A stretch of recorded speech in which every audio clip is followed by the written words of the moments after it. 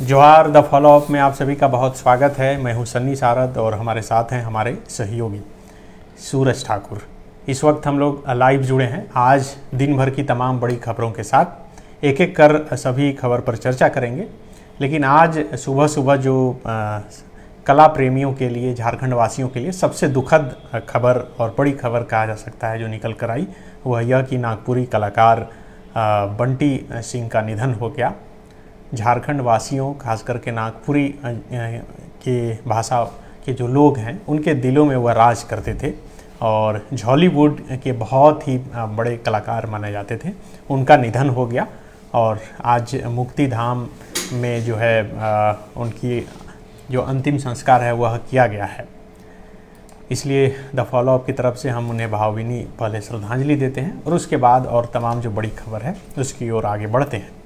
एक एक कर सभी खबर पर बात करेंगे और सबसे बड़ी खबर आज आप सबों को पता है कि झारखंड मुक्ति मोर्चा यानी कि जेएमएम का आज 43वां स्थापना दिवस है। झारखंड की उपराजधानी दुमका में इसे मनाया जा रहा है। मुख्यमंत्री हेमंत सोरेन वहां मौजूद थे। आज मुख्यमंत्री के साथ साथ झारखंड मुक्ति मोर्चा के अध्यक्ष शिबू सोरेन और तमाम जेएमएम के दिग्गज नेता मौजूद थे। इस कार्यक्रम में क्या कुछ हुआ, सूरज से जानते हैं। सूरज, बहुत अभी तो चूँकि कोरोना काल का समय है, लेकिन कोरोना से पहले के वक्त में इस दिन का सालों भर इंतज़ार करते हैं जेएमएम के जो कार्यकर्ता हैं, और दुमका की सड़कों पर एकदम रैली नहीं रैला निकलता है, पूरी सड़क भर जाती थी। आज क्या कुछ हुआ, कार्यक्रम में कौन लोग शामिल हुए और मुख्यमंत्री शिबू सोरेन, सीता सोरेन, ये तमाम लोग क्या क्या बोले, खास बात क्या रही? देखिए, हर साल 2 फरवरी को इंतज़ार रहता है झारखंड मुक्ति मोर्चा के कार्यकर्ताओं का कि स्थापना दिवस समारोह का, और जिस तरह से आपने बताया कि भारी भीड़ जुटती है और हर ज़िले से कार्यकर्ता वहां पर पहुंचते हैं। तो इस बार हालांकि कोविड की वजह से समारोह उतना भव्य नहीं था और कार्यकर्ता जो हैं नज़दीकी वो लोग पहुंचे थे। इसमें झारखंड के मुख्यमंत्री और कार्यकारी अध्यक्ष जो पार्टी के हेमंत सोरेन थे, पार्टी के अध्यक्ष शिबू सोरेन, सीता सोरेन मौजूद थी। दुमका के स्थानीय विधायक और शिबू सोरेन के सबसे छोटे बेटे बसंत सोरेन मौजूद थे। नलिन सोरेन वहाँ मौजूद थे। इसके अलावा कई पार्टी के कार्यकर्ता, जिला अध्यक्ष वगैरह जो वो लोग सब लोग मौजूद थे। जाहिर सी बात है कि हेमंत सोरेन ने अपने 2 साल के कार्यकाल की उपलब्धियां गिनाई, आपके द्वार आपकी सरकार कार्यक्रम का जिक्र किया। इसके अलावा उन्होंने कहा कि हमारी सरकार जो है ऑन द स्पॉट समस्याओं के समाधान के लिए जानी जाती है, और ये कहा कि 20 सालों में झारखंड में जो काम नहीं हुआ वो हमने अपने 2 साल के कार्यकाल में दिखाया गया है, मतलब करके दिखाया है। इसके बावजूद कि हमें झारखंड का जो प्रदेश का खजाना है वो खाली मिला था विरासत में, और हमने सत्ता जैसे ही संभाली कोविड आ गया। इसके अलावा उन्होंने पारा शिक्षकों के समस्याओं के समाधान की बात की। इसके अलावा उन्होंने कहा कि रोजगार देने के लिए जो स्थानीय नीति है और जो नियमावली है उसमें लगातार 2021 में हमने नियुक्ति वर्ष घोषित किया और वहाँ पर तमाम जो नियमावली में संशोधन करने का काम किया ताकि ज़्यादा से ज़्यादा लोगों को रोजगार दिया जा सके। इसके अलावा जो शिबू सोरेन है, उन्होंने कहा कि जब झारखंड आंदोलन शुरू हुआ था और जब झारखंड मुक्ति मोर्चा का गठन हो रहा था, उस समय जो लोग बच्चे थे वो अब जवान हो गए हैं, जो लोग जवान थे वो बूढ़े हो गए हैं। तो जो नई पीढ़ी है उनको ये बताना बहुत ज़रूरी है कि हमें झारखंड कितने संघर्षों के बाद मिला है, ताकि वो समझ पाएँ। इसके अलावा उन्होंने कहा कि हमें इस बारे में सोचना चाहिए कि देश का 45% से ज़्यादा खनिज संपदा जो है वो झारखंड में है, बावजूद इसके झारखंड का उस तरह से विकास क्यों नहीं हुआ जैसा इसका होना चाहिए। तो जो भी सरकार है वो इस दिशा में सोचकर आगे काम करे और आगे बढ़े। इसके अलावा उन्होंने नशा मुक्ति पर जोर दिया कि लोग नशे से दूर रहें, संकल्प लें कि वो नशे से दूर रहेंगे। लोग जो अभिभावक जो लोग बन चुके हैं, अगर वो नशे से दूर रहेंगे तो वो जो बचत होती है उस बचत का इस्तेमाल बच्चों की पढ़ाई में कर सकेंगे, और पढ़ा लिखा झारखंड होगा तो ही झारखंड का विकास होगा। इसके अलावा जो सीता सोरेन है, उन्होंने रोजगार को लेकर मुझे लगता है शायद इस सरकार को भी कटघरे में खड़ा किया। उन्होंने कहा कि आज भी झारखंड में युवाओं को जो है बरगला कर उनसे रोजगार छीना जा रहा है, तो सरकार को इस दिशा में प्रयास करना चाहिए। इसके अलावा उन्होंने पूर्ववर्ती जो सरकार हैं उस पर भी हमला बोला। इसके अलावा उन्होंने बसंत सोरेन ने संबोधन दिया अपना कार्यक्रम में, और उन्होंने कहा कि उपराजधानी दुमका में एक मिनी सचिवालय और हाईकोर्ट बेंच की भी स्थापना की जानी चाहिए, क्योंकि जो पेंडिंग केसेस हैं उसका सही तरीके से निपटारा हो सके। और दुमका चूंकि उपराजधानी है तो लगनी चाहिए जो उसकी प्रतिष्ठा के अनुरूप। इसके अलावा उन्होंने मसलिया और रानीस्वर में सिंचाई परियोजनाओं को लेकर उन्होंने जो भी किया है वो बातें बताई। इसके अलावा जो नलिन सोरेन सहित तमाम जो दिग्गज नेता थे उन्होंने यही कहा कि हमारे पूर्वजों ने झारखंड के लिए, यहाँ की अस्मिता के लिए, स्थानीयता के लिए जो संघर्ष किया था, तो जो भी नई सरकार का गठन हुआ है, हमें ये मौका मिला है पहली बार कि हम सरकार में पूरी तरह से आए हैं और चला रहे हैं, तो हमें इस बात का ध्यान रखते हुए स्टेट के विकास पर ध्यान देना चाहिए। तो बिल्कुल सुबह से ही आप लगातार देख रहे होंगे कि मुख्यमंत्री हेमंत सोरेन, जेएमएम के अध्यक्ष शिबू सोरेन, सभी जो वीर शहीद हैं उनकी प्रतिमा के पास जा रहे थे, नमन कर रहे थे और राज्यवासियों को जेएमएम की स्थापना दिवस की बधाई भी दे रहे थे। अब बढ़ते हैं आगे खबर की ओर। आप सबों को पता है कि पिछले दिनों जो कांग्रेस के प्रदेश प्रभारी हैं अविनाश पांडे, वह झारखंड आए हुए थे।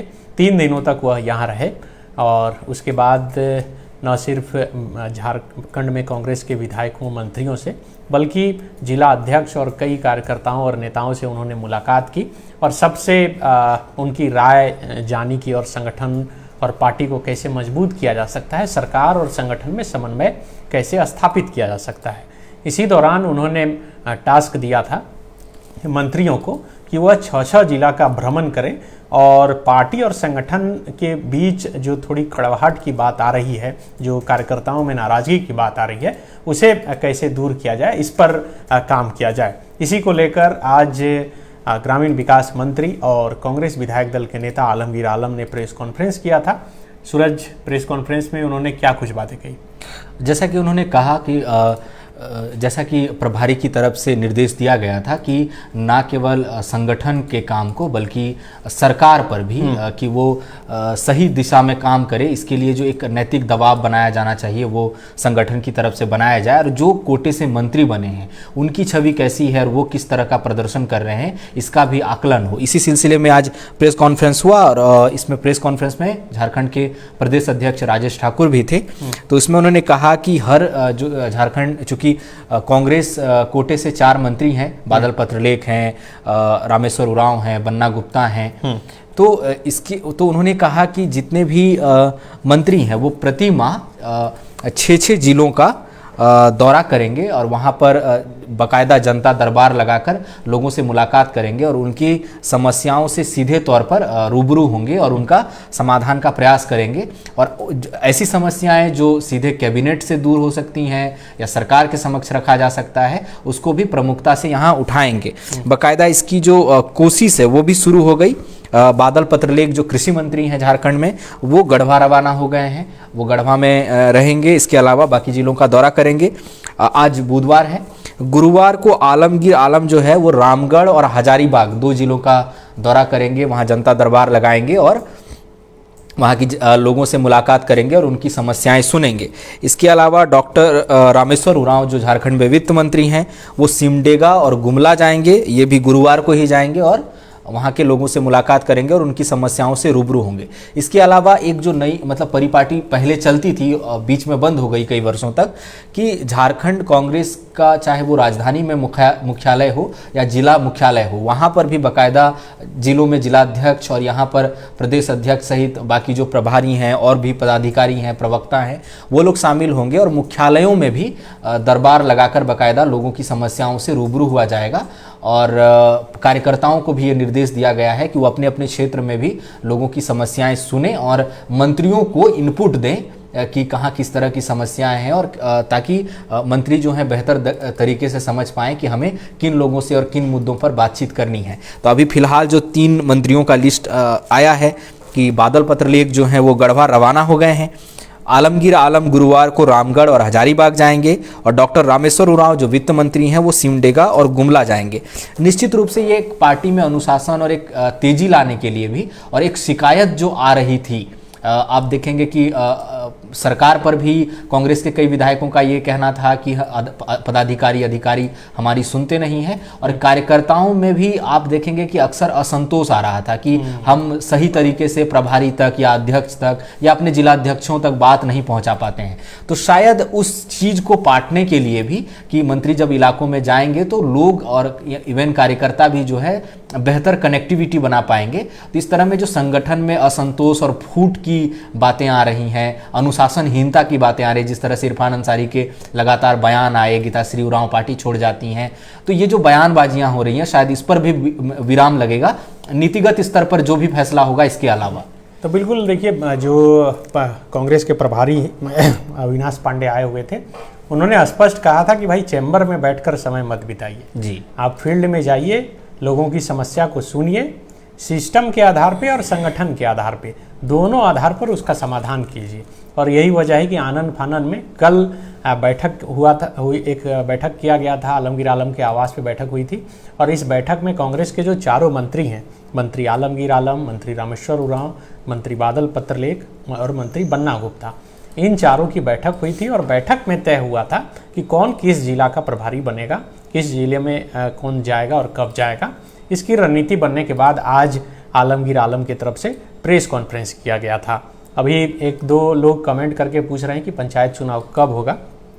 आज आलमगीर आलम जब प्रेस कॉन्फ्रेंस कर रहे थे सूरज, तब ही कुछ लोगों ने उनसे सवाल पूछा था और उनका जवाब था बहुत जल्द। कोई डेडलाइन तो उन्होंने नहीं बताया और नहीं बताया कि आखिर कब तक होगा, लेकिन उन्होंने कहा कि जल्द होगा। लेकिन उन्होंने इस बात की जानकारी दी कि भाई पंचायत चुनाव नहीं भी हुआ है तो पंचायत के विकास के लिए जितने काम होने थे वो हो रहे हैं। लेकिन उन्होंने आश्वासन दिया है और कहा है कि जल्द ही पंचायत चुनाव भी होंगे। इसके साथ साथ भाषा पर भी कई लोगों ने उनसे सवाल पूछा। हालांकि अभी तक उन्होंने कहा कि सभी को मिलाकर चलना चाहिए। स्पष्ट तौर पे भाषा को लेकर जिस तरह से बोकारो और धनबाद में जो आंदोलन छिड़ा है उस पर कोई बयान नहीं आया। लेकिन आज जो हम कांग्रेस के ही विधायक हैं उमाशंकर अकेला, उनका इंटरव्यू किए थे, तो उन्होंने कहा स्पष्ट तौर पे कि भाई जो भाषा पर जो विवाद कर रहे हैं वो लोग बेवकूफ़ हैं, देश को बांट रहे हैं, कितना बांटिएगा, सब कोई मिलजुल कर रहना चाहिए। तो कहा जा सकता है कि भाषा का जो विवाद है वो चल ही रहा है। कल ही जो है झारखंड मुक्ति मोर्चा के विधायक और मंत्री जगन्नाथ महतो हैं, वो भी अपना स्टैंड क्लियर कर दिए हैं। अब बढ़ते हैं आगे की खबर की ओर। आज एक और बड़ी खबर राजधानी रांची में हुई। खबर ये है कि आजसू जो है अपने संगठन को जो है फिर से मजबूत करने में जुटी है। पार्टी के पदाधिकारियों की बैठक थी आज, जिला अध्यक्षों की बैठक थी। उसमें सुदेश महतो जो अध्यक्ष हैं आजसू के, सिल्ली से विधायक हैं, वह मौजूद थे। सूरज, बैठक में क्या कुछ हुआ और सुदेश महतो ने खास करके भाषा को जो विवाद चल रहा है, सबकी नज़र है कि भाई सुदेश महतो इस पर क्या बोल रहे हैं।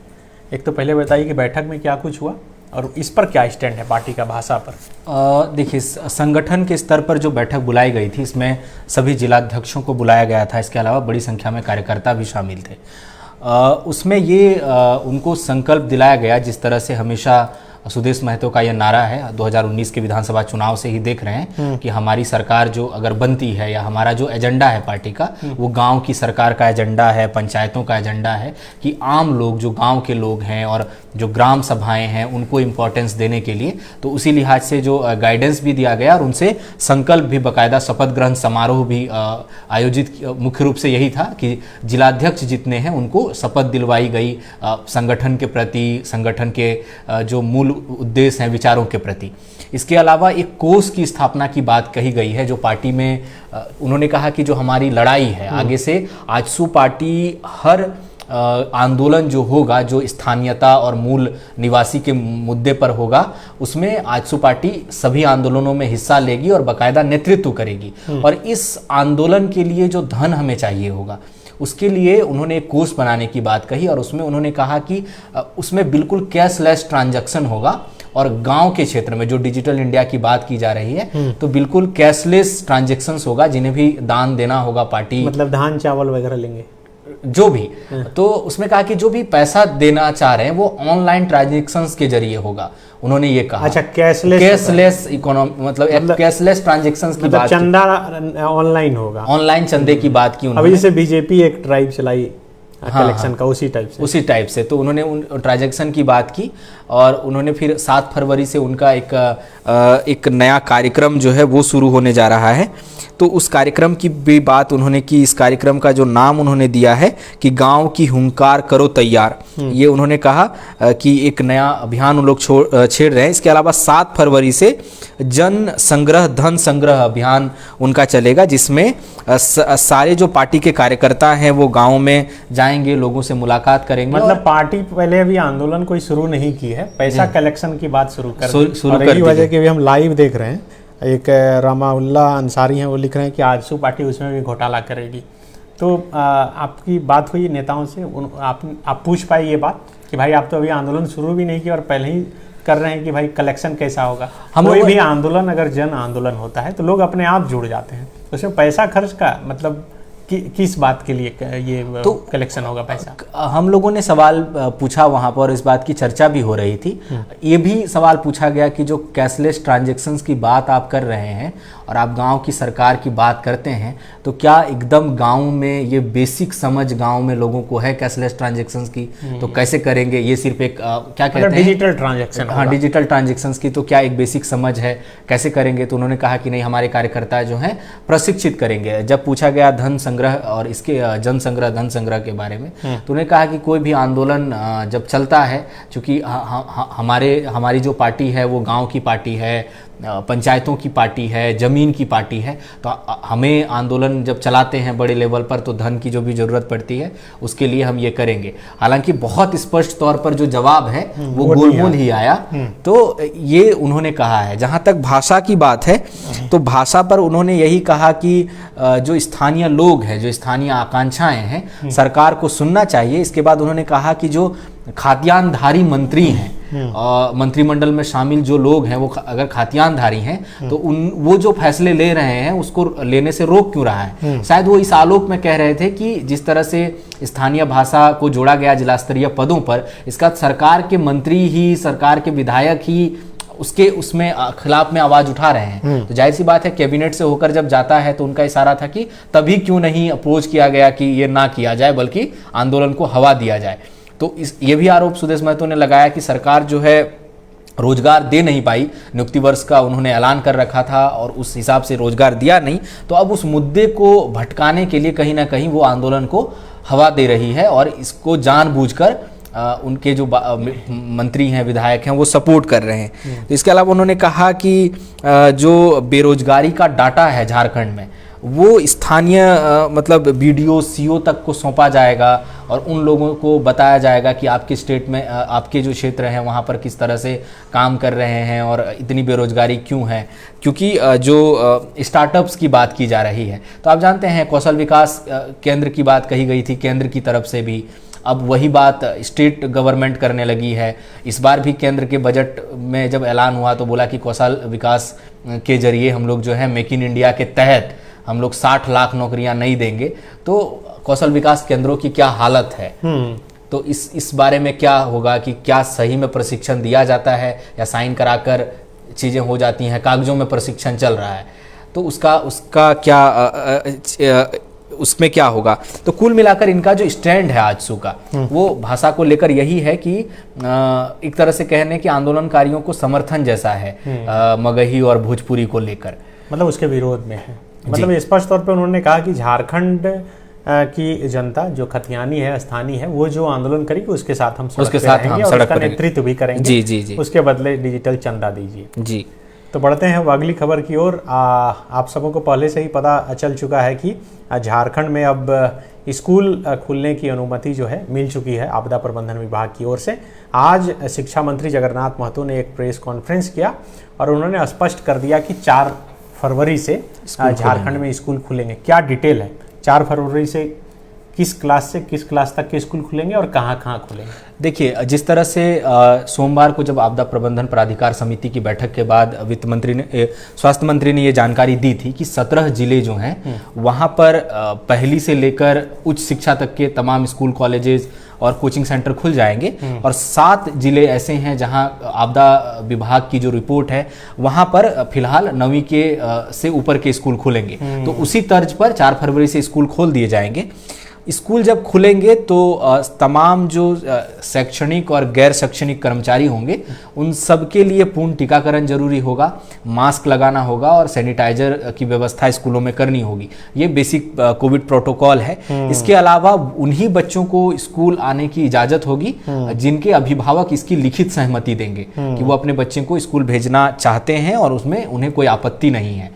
इसके अलावा हमने ये सवाल पूछा था कि क्या दूसरे राज्यों में जैसे कि महाराष्ट्र या दिल्ली या मध्य प्रदेश में किया गया था कि ऑड और इवन फार्मूले के आधार पर बच्चों को बुलाया जा रहा था उनके रोल नंबर के आधार पर, तो उन्होंने कहा कि ऐसा नहीं है, पूरी क्षमता के साथ स्कूल खुलने जा रहे हैं। इसके अलावा उन्होंने ये कहा कि जो बाकी के 7 जिले हैं जहां फिलहाल 9वीं कक्षा से ऊपर के ही जो विद्यार्थियों को पढ़ने के लिए बुलाया जा रहा है, तो उन्होंने कहा कि इसकी भी जल्द ही समीक्षा की जाएगी। अभी फिलहाल 8 दिन मैक्सिमम देखा जाएगा और 8 दिन बाद फिर इसकी समीक्षा की जाएगी और अगर वहां पर उन जिलों में स्थिति नियंत्रण में रहती है कोविड की तो वहां भी पहली से लेकर स्कूल आगे खोल दिया जाएगा।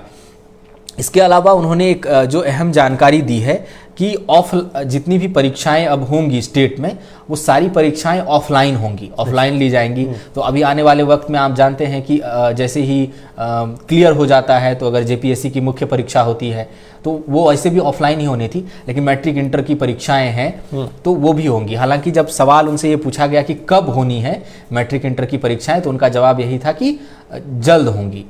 इसके अलावा उन्होंने ये कहा कि ऑनलाइन क्लासेस जो हैं स्कूल खोले जा रहे हैं लेकिन ऑनलाइन क्लास का विकल्प जो है वो जारी रहेगा और जो बच्चे ऑनलाइन माध्यम से पढ़ाई करना चाहते हैं वो ऑनलाइन माध्यम से ही पढ़ाई करेंगे और जो बच्चे स्कूल आकर पढ़ना चाहते हैं वो स्कूल आकर पढ़ेंगे, लेकिन उसके लिए अभिभावकों की लिखित अनुमति जरूरी होगी और टीकाकरण जरूरी होगा शैक्षणिक, क्योंकि पहली क्लास से जो 8वीं तक के बच्चे हैं 9वीं तक के बच्चे हैं उसमें कम ही बच्चे ऐसे होंगे जिनका टीकाकरण हुआ होगा, क्योंकि 15 साल से ऊपर के बच्चों का है। तो 15 साल की उम्र के ज्यादा बच्चे वो 9वीं 10वीं के होते हैं तो उनका टीकाकरण शुरू हो चुका है। तो इस लिहाज से पूरा ये जानकारी जो है स्कूल खोलने को लेकर अभी फिलहाल तो बिल्कुल स्कूल खोलने की जानकारी जो है आज शिक्षा मंत्री जगन्नाथ महतो ने प्रेस कॉन्फ्रेंस कर दी है और उसका डिटेल जो है आपको सूरज ने बताया कि आखिर कौन से स्कूल कब खुलेंगे और कहाँ कहाँ खुलेंगे। अब कुछ कमेंट्स आए हैं, थोड़ा हम ले लें। अजीत कुमार जी लिखते हैं कि कैबिनेट की बैठक कब होगी? कैबिनेट की बैठक की तिथि अभी शायद निर्धारित नहीं हुई है। मान के चला जा रहा है कि मंगलवार को कैबिनेट की बैठक होती है। अब देखना होगा कि मंगलवार को ये बैठक हो पाती है या नहीं। जब भी होगी तिथि की घोषणा हम आपको इसकी जानकारी जो है ज़रूर देंगे। अजीत ही पूछ रहे हैं कि राज्य में अनुबंध कर्मी का डीए बढ़ने का प्रस्ताव अगले कैबिनेट में आ रहा है क्या? तो देखिए ये जानकारी तो अभी हमारे पास नहीं है और जैसे ही ये जानकारी आएगी कि अनुबंध कर्मियों के लिए सरकार क्या सोच रही है और क्या सचमुच में उसमें डीए जो है बढ़ाने का फैसला लिया जा रहा है तो ये जानकारी भी हम आपसे साझा करेंगे और आप तक ये जानकारी जो है ज़रूर पहुँचाएंगे। आप हमारे साथ लाइव जुड़े रहें, इसके लिए शुक्रिया।